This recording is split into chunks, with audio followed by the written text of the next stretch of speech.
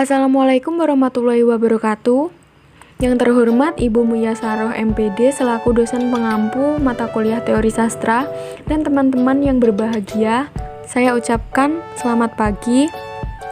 Kami dari kelompok 1 ingin mempresentasikan hasil diskusi dari kelompok kami yang berjudul Klasifikasi Sastra berdasarkan media perwujudan, genre, dan jenisnya. Saya akan memperkenalkan anggota dari kelompok 1. Yang pertama yaitu saya sendiri, Alda Farihana, nomor absen 4. Yang kedua, Alvin Zakiatun Nasihah, nomor absen 15. Yang ketiga, Januar Wahyu Pratama, nomor absen 36. Yang keempat, Anis Fitriani, nomor absen 19. Saya Alda Farihana ingin menjelaskan tentang klasifikasi sastra berdasarkan media perwujudannya. Yang pertama yaitu sastra lisan. Sastra lisan atau folklore merupakan bagian dari suatu kebudayaan yang tumbuh dan berkembang di tengah-tengah masyarakat dan diwariskan secara turun-temurun secara lisan sebagai milik bersama. Sastra lisan merupakan kesusastraan yang mencakupi ekspresi kesusastraan warga suatu kebudayaan yang menyampaikan dan menyebarkannya dilakukan secara turun-temurun secara lisan dari mulut ke mulut, situasi, kondisi, dan tata krama masyarakat pendukungnya. Yang berikutnya yaitu ciri-ciri sastra lisan. Ciri umum yang tersebar di dalam masyarakat yakni banyak mengungkapkan kata-kata atau ungkapan klise yang sering dan bersifat menggurui. Ciri-cirinya antara lain yaitu yang pertama, lahir dari masyarakat yang polos, belum melek huruf, dan bersifat tradisional. Yang kedua, menggambarkan budaya milik kolektif tertentu yang tak jelas siapa penciptanya. Yang ketiga, lebih menekankan aspek khayalan, sindiran, jenaka, dan pesan yang mendidik. Yang keempat, sering melukiskan tradisi kolektif tertentu. Selanjutnya yaitu fungsi sastra lisan. Secara garis besar, fungsi sastra lisan dapat diklasifikasikan menjadi 4, yaitu yang pertama, didaktis. Didaktis yaitu kebudayaan karya sastra lisan yang mengandung nilai-nilai luhur yang berkaitan dengan adat istiadat ataupun agama tertentu. Yang kedua, sebagai pelipur lara. Sastra lisan juga dijadikan sebagai hiburan. Yang ketiga yaitu sebagai bentuk protes sosial yang berisi penolakan masyarakat atas aturan-aturan yang mengikat mereka. Yang keempat, sastra lisan sebagai sindiran yang sering ditemui dalam pantun atau lagu rakyat. Selanjutnya yaitu struktur sastra lisan. Struktur dari sastra lisan tersebut antara lain yang pertama, tema. Tema merupakan jiwa di seluruh bagian cerita. Yang kedua, amanat, yaitu pesan-pesan yang ingin disampaikan seorang pengarang melalui karyanya. Yang ketiga yaitu tokoh. Tokoh merupakan individu, ciptaan atau rekaan pengarang yang mengalami peristiwa atau lakuan dalam cerita. Yang keempat yaitu setting atau segala keterangan petunjuk, pengajuan yang berkaitan dengan waktu, ruang, suasana, dan situasi dalam peristiwa. Selanjutnya sudut pandang, yaitu cara memandang atau menghadirkan tokoh-tokoh cerita. Yang keenam, gaya bahasa atau teknik pengolahan bahasa oleh pengarang dalam upaya menghasilkan karya sastra yang hidup dan indah. Yang selanjutnya yaitu motif. Istilah motif dalam cerita rakyat adalah unsur-unsur suatu cerita. Selanjutnya yaitu jenis-jenis sastra lisan. Jenis-jenis sastra lisan yang bisa menjadi bahan kajian dapat dibedakan menjadi 3. Yang pertama, bahan yang bercorak cerita, yaitu cerita-cerita biasa seperti mitos, legenda, epik, cerita tutur, dan memori. Yang kedua yaitu bahan yang bercorak bukan cerita, antara lain ungkapan, nyanyian, peribahasa, teka-teki, puisi lisan, undang-undang, atau peraturan adat. Yang ketiga yaitu bahan yang bercorak tingkah laku, antara lain drama panggung dan drama arena. Selanjutnya yaitu sastra tulis. Sastra tulis atau written literature yaitu sastra yang menggunakan media tulisan. Menurut Sulastin Sutrisno, pada tahun 1985, awal sejarah sastra tulisan Indonesia atau Melayu bisa dijejaki sejak abad ke-7 Masehi. Berdasarkan penemuan prasasti bertuliskan huruf Pallawa, peninggalan kerajaan Sriwijaya di kedudukan Bukit pada tahun 683, Talang Tuwo 684, Kota Kapur 686, dan Karangbrahi pada tahun 866. Walaupun tulisan pada prasasti-prasasti tersebut masih pendek, tetapi prasasti yang merupakan bagian benda peninggalan sejarah itu dapat disebut sebagai cikal bakal lahirnya tradisi menulis atau sebuah bahasa yang dituangkan dalam bentuk tulisan. Sastra tulis dianggap sebagai ciri sastra modern karena bahasa tulisannya dianggap sebagai refleksi peradaban masyarakat yang lebih maju. Selanjutnya materi dibacakan oleh teman saya.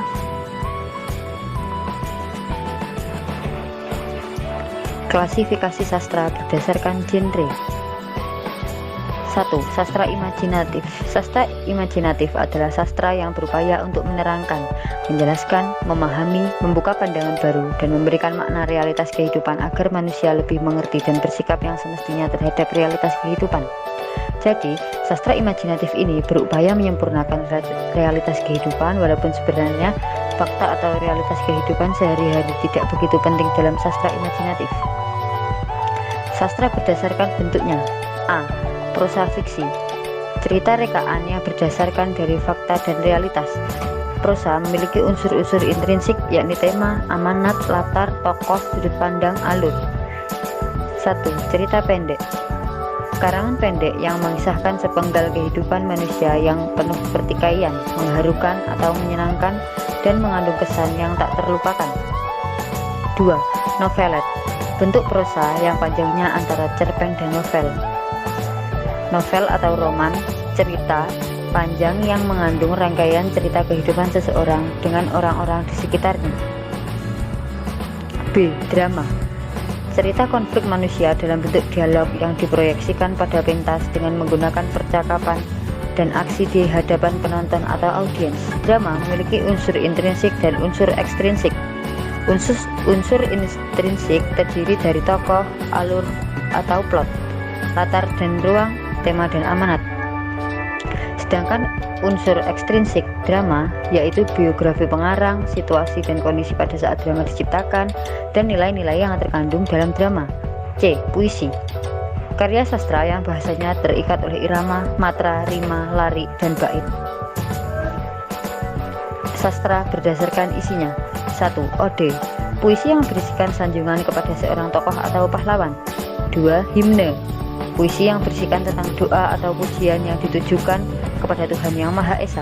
3. Epigram. Puisi yang mengandung slogan, semboyan, atau untuk membangkitkan perjuangan dan semangat hidup. 4. Satir. Puisi yang berisikan tentang sindiran atau kritik terhadap perilaku seseorang. 5. Puisi epik. Penyair menuturkan sebuah cerita dalam bentuk puisi. 6. Puisi larik. Puisi yang lebih menyuarakan pikiran dan perasaan pribadi penyair. 7. Sajak humor. Berisi hiburan baik dalam isi maupun teknik sajaknya. 8. Pastoral. Berisi gambaran kehidupan kaum gembala atau petani sawah. 9. Idil. Berisi nyanyian tentang kehidupan pedesaan, perbukitan, dan padang-padang. 10. Parodi. Berisi ejaan yang ditujukan pada karya seni tertentu. 11. Puisi dramatik. Puisi yang berisi analisis watak seseorang, baik yang bersifat historis, mitos, maupun fiktif ciptaan seorang penyair. 2. Sastra non-imajinatif. Sastra imajinatif dan sastra non-imajinatif memiliki beberapa perbedaan, yaitu yang pertama, dalam karya sastra non-imajinatif, unsur faktualnya lebih menonjol daripada hayalannya. Kedua, bahasa yang digunakan sastra non-imajinatif cenderung denotatif.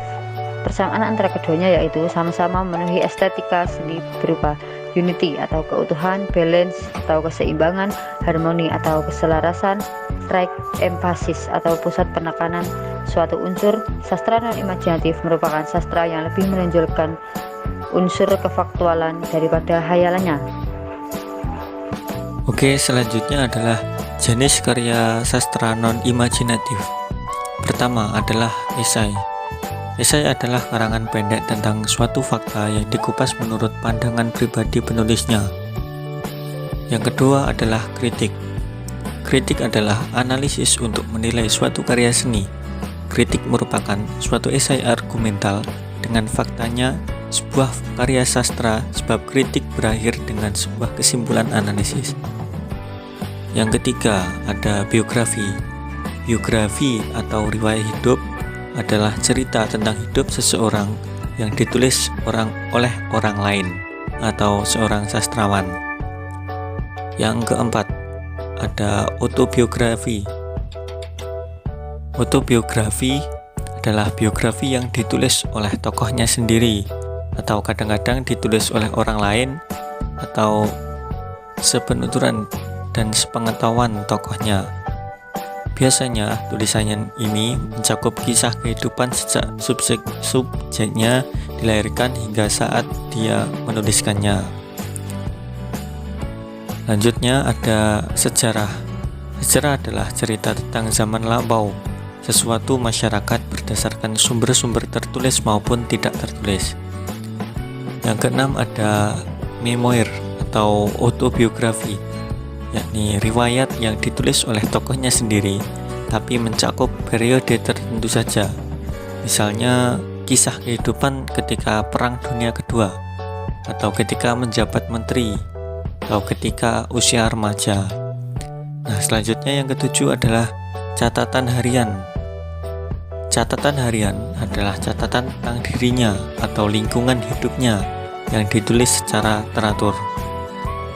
Yang kedelapan adalah surat tertentu untuk orang lain, dapat dinilai sebagai karya sastra karena kualitas yang sama seperti terdapat dalam catatan harian.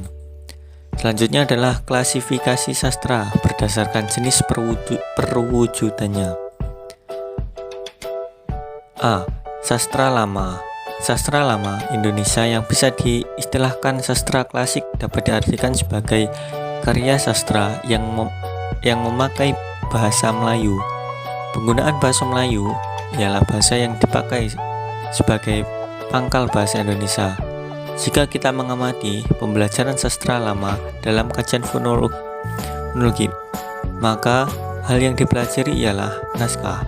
Sastra lama dibagi menjadi dua, yaitu prosa lama dan puisi lama.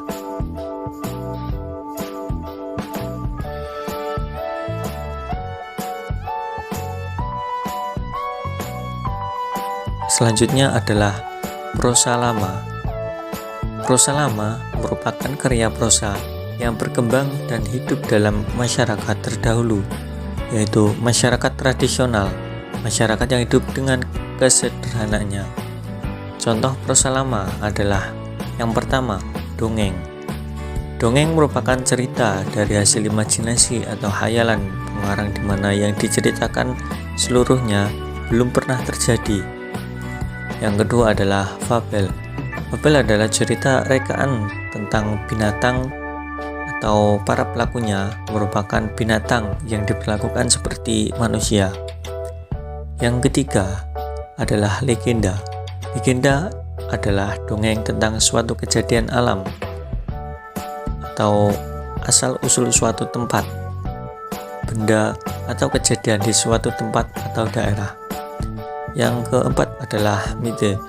Mite adalah cerita yang mengandung dan berlatar belakang sejarah atau hal yang sudah dipercayai orang banyak bahwa cerita tersebut pernah terjadi dan mengandung hal gaib dan kesaktian luar biasa. Selanjutnya adalah dongeng jenaka. Dongeng jenaka adalah sering diistilahkan sebagai noodlehead. Hal ini dikarenakan terdapat dalam hampir semua budaya. Prosa jenis ini mengandung unsur komedi. Nah, selanjutnya adalah parabel. Parabel adalah dongeng yang mengandung perumpamaan, kiasan atau ibarat yang bersifat mendidik dan memberi nasihat. Yang ketujuh adalah sage.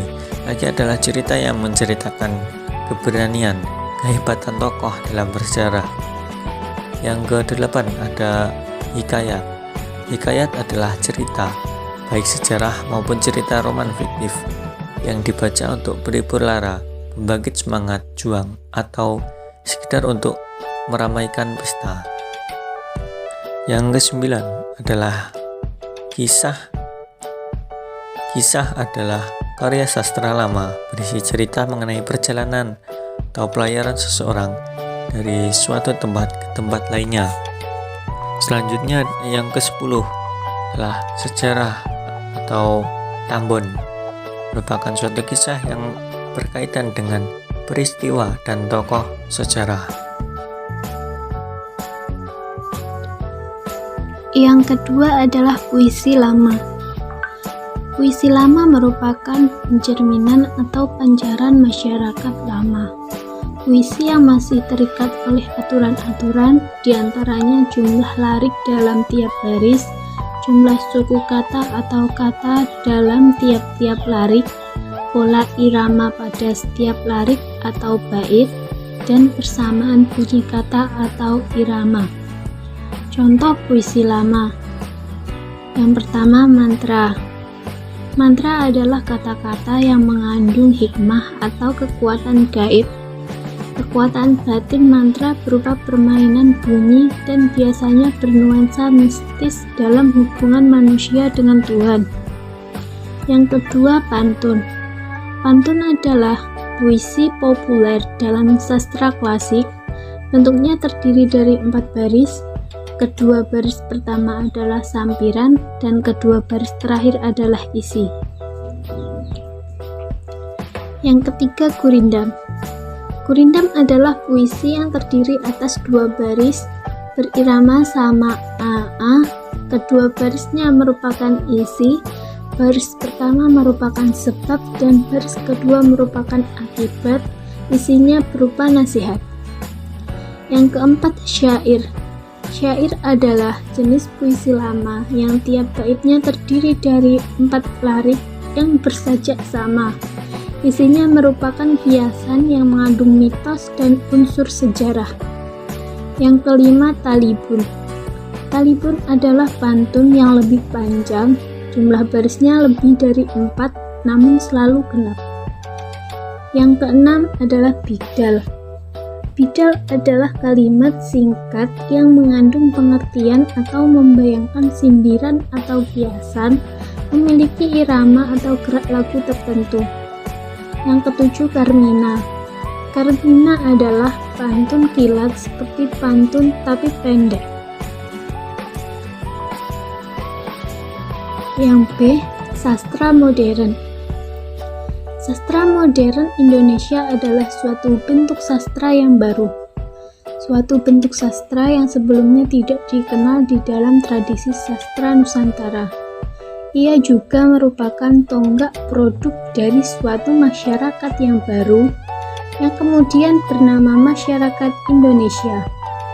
Tonggak-tonggak sejarah yang penting di dalam perkembangan sastra modern Indonesia ditandai oleh besarnya pengaruh bentuk-bentuk sastra barat. Sastra modern dibagi menjadi 2, yaitu prosa baru dan puisi baru. Prosa baru adalah karya sastra yang berbentuk cerita atau narasi, juga sama dengan prosa lama. Disebut prosa baru karena produk sastra ini tidak lagi bersifat anonim atau tanpa nama penulis. Contoh dari prosa baru yaitu cerpen. Cerpen adalah cerita yang berbentuk prosa yang pendek. Yang kedua, novel atau roman adalah cerita yang berbentuk prosa yang menyajikan permasalahan-permasalahan secara kompleks dengan penggarapan unsur-unsurnya secara lebih luas dan rinci. Yang ketiga, cerita anak. Cerita anak adalah cerita yang mencakup rentang umur pembaca beragam, mulai rentang 3-5 tahun, 6-9 tahun, dan 10-12 tahun. Yang kedua, puisi baru atau juga disebut puisi modern. Bentuk puisi baru lebih bebas daripada puisi lama. Puisi baru adalah bentuk puisi yang benar-benar bebas Maksudnya dari bebas dalam bentuk maupun isi, tidak terikat oleh aturan jumlah baris, rima, atau ikatan lain yang digunakan pada puisi lama maupun baru. Puisi baru digunakan dibagi menjadi dua, yaitu berdasarkan bentuknya dan berdasarkan isinya. Puisi baru berdasarkan bentuknya yaitu yang pertama, terzina atau sajak 3 seuntai, yang berarti setiap baitnya terdiri atas 3 buah kalimat. Yang kedua, soneta, berasal dari kata sonetto dalam bahasa Italia yang terbentuk dari kata Latin sono yang berarti bunyi atau suara.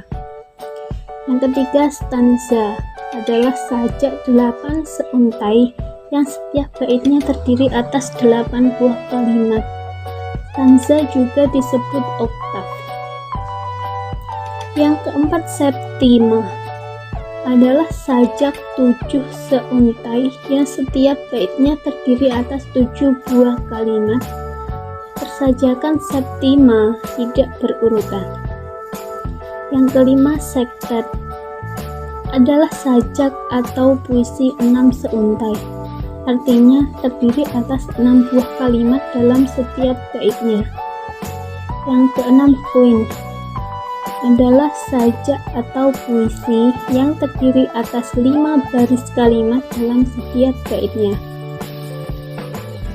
Yang ketujuh adalah quatrain. Quatrain adalah sajak 4 seuntai yang setiap baitnya terdiri atas 4 buah kalimat. Selanjutnya, puisi baru berdasarkan isinya. Yang pertama, balada, adalah puisi yang menceritakan tentang kisah dari sebuah karangan pribadi, mitos, legenda yang diyakini kebenarannya di masyarakat. Yang kedua, himne. Himne adalah puisi pujaan untuk Tuhan, tanah air, atau juga pahlawan. Yang ketiga, ode.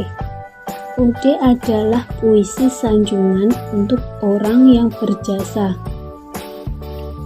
Yang keempat, romansa. Romansa adalah puisi yang berisi tentang kisah-kisah percintaan. Yang kelima, elegi, yaitu puisi yang berisi ratapan tangis atau kesedihan. Yang keenam, satire, adalah puisi yang berisi sindiran atau kritikan kepada penguasa atau orang yang memiliki kedudukan. Dan yang terakhir, epigram, yaitu puisi yang berisi tentang ajaran hidup atau tuntunan ke arah kebenaran. Baik teman-teman, sekian presentasi dari kelompok 1. Apabila ada kurang lebihnya kami mohon maaf. Sekian, terima kasih. Wassalamualaikum warahmatullahi wabarakatuh.